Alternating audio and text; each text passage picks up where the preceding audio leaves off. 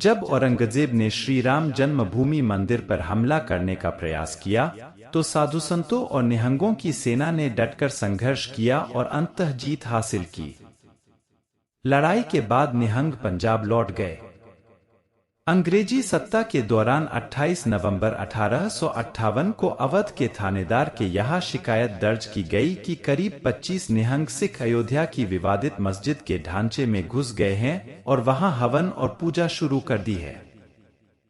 उन्होंने मस्जिद के अंदर जबरन चबूतरा बना दिया है, मस्जिद के अंदर मूर्ति रख दी है, आग जलाई है और पूजा की है। उन्होंने कोयले से पूरी मस्जिद के अंदर राम राम लिख दिया। जीवन में कई बातों के लिए हम सत्ता, शक्ति और प्रभुत्व पर निर्भर रहते रहे हैं। शायद यह एक मानसिकता का भी रूप बन चुका है। लेकिन देश के इतिहास में कई ऐसे बिंदु हैं जिनमें भारतीयों के त्याग और बलिदान ने सत्ता को, शक्ति को, प्रभुत्व को, मन में बैठा दी गई गलत बातों को चुनौती दी है और उसमें सफलता भी प्राप्त की है।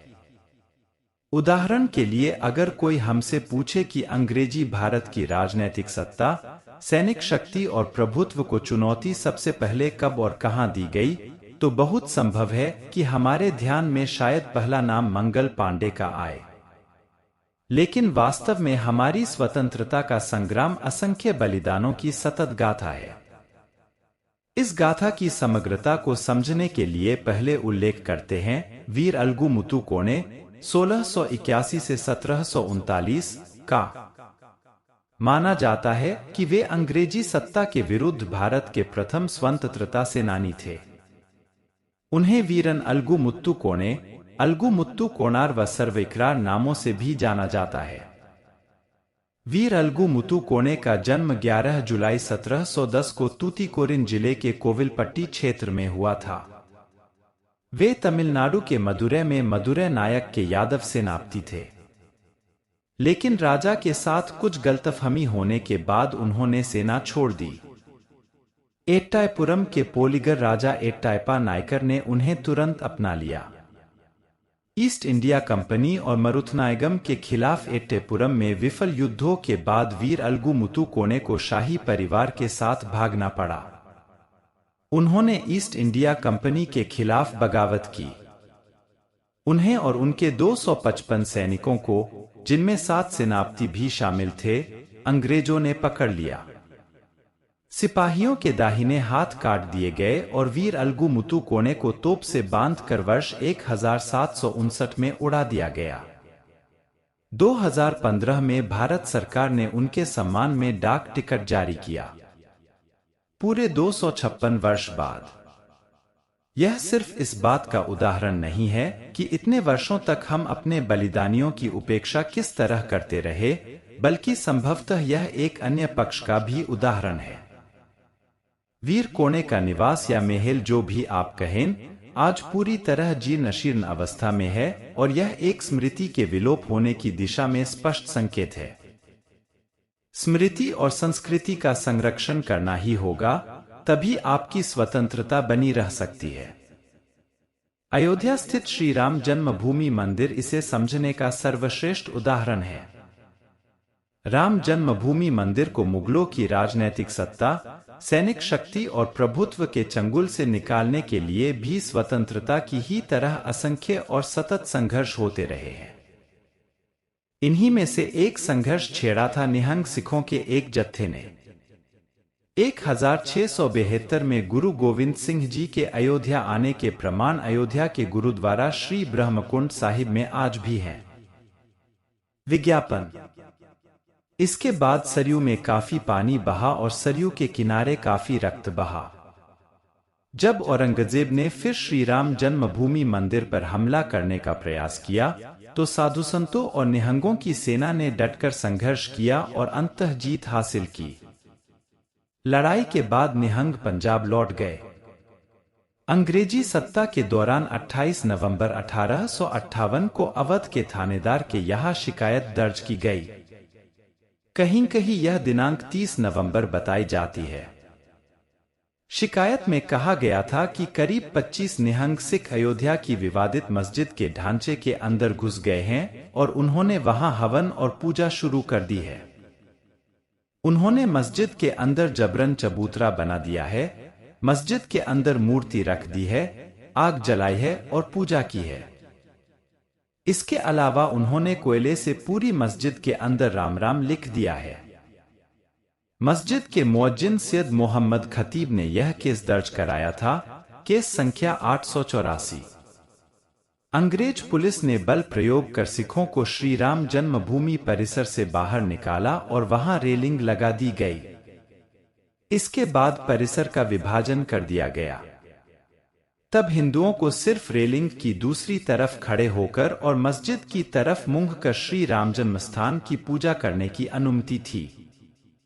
हालांकि इससे भी पहले 1855 में बैरागी साधुओं ने लगभग 22.83 सेंटीमीटर के राम चबूतरा का निर्माण किया था। इस स्थान को अब हनुमानगढ़ी कहा जाता है। इसे लेकर बैरागियों का स्थानीय मुसलमानों के साथ भीषण संघर्ष भी हुआ था कि M Panikkar in anatomy of a confrontation, Ayodhya and the rise of communal politics in India, a historical overview. मुसलमानों का प्रतिरोध पहले अवध के नवाब के दरबार गया, लेकिन नवाब की सत्ता समाप्त होने के बाद अंग्रेजों के थानों और अदालतों में पहुंच गया।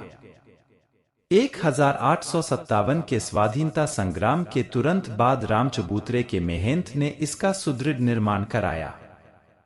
माना जाता है कि 1861 में जिला प्रशासन ने मस्जिद को चबूतरे से अलग करने के लिए दीवार बनाई थी, लेकिन मेहंत रघुबर दास ने 1883 में चबूतरे के ऊपर मंदिर का निर्माण शुरू किया। लेकिन मुसलमानों की आपत्तियों के कारण अंग्रेज जिला मजिस्ट्रेट ने इसे रुकवा दिया।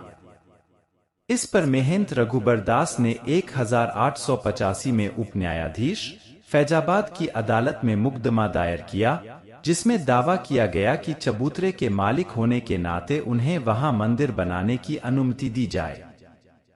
फैजाबाद के उप न्यायाधीश ने मेहंत रघुबर दास को मंदिर बनाने की अनुमति देने से इनकार कर दिया। उनका तर्क था, यदि किसी स्थान पर चबूतरे पर मंदिर का निर्माण किया जाता है तो मंदिर और शंख की घंटियां बजने लगेंगी, जबकि हिंदू और मुसलमान दोनों एक ही रास्ते से गुजरते हैं। यदि मंदिर निर्माण के लिए हिंदुओं को अनुमति दी जाती है तो एक न एक दिन अन्य आपराधिक मामले शुरू हो जाएंगे और हजारों लोग मारे जाएंगे। मेहंत रघुबर दास ने इस फैसले के विरुद्ध लंबी कानूनी लड़ाई लड़ी। अंग्रेज जिला जज कर्नल ए कैमर ने भी मेहंत की याचिका खारिज कर दी, लेकिन फैसले में यह जरूर लिखा कि यह सर्वाधिक दुर्भाग्यपूर्ण है कि हिंदू जिस भूमि को विशेष रूप से पवित्र मानते हैं वहां पर मस्जिद का निर्माण किया गया है। लेकिन 356 साल पहले की घटना के लिहाज से शिकायत का समाधान करने में बहुत देर हो चुकी है। लेकिन हिंदू दावे की लाचार स्वीकार्यता इसमें निहित थी।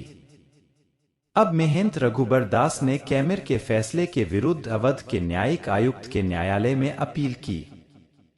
1 नवंबर 1886 को न्यायिक आयुक्त डब्ल्यू यंग ने कहा कि हिंदू पवित्र स्थान पर नया मंदिर बनाना चाहते हैं, जिसे श्री रामचंद्र का जन्म स्थान माना जाता है। यह स्थान उस मस्जिद के आसपास के मैदान के भीतर स्थित है जो बादशाह बाबर की कट्टरता और अत्याचार के कारण बनी थी, जिसने इस पवित्र स्थान को मस्जिद की जगह के तौर पर जानबूझकर चुना था, जो हिंदू कथा के अनुसार उनका पवित्र स्थान है। अंततः फैसला अदालत ने ही किया, लेकिन शायद तब जब हिंदुओं ने अपनी बात रखने के लिए अपने मन से भय ग्रंथि को निकाल फेंका। और सुनिए, कथित ढांचे को पुनर्प्राप्त करने का प्रयास 1992 की तरह 1934 में भी हुआ था, लेकिन तब अंग्रेज सरकार ने उस ढांचे की वापस मरम्मत करवा दी थी। हालांकि उसे हिंदुओं से छीन लेने की कोशिश वह तब भी नहीं कर सके थे।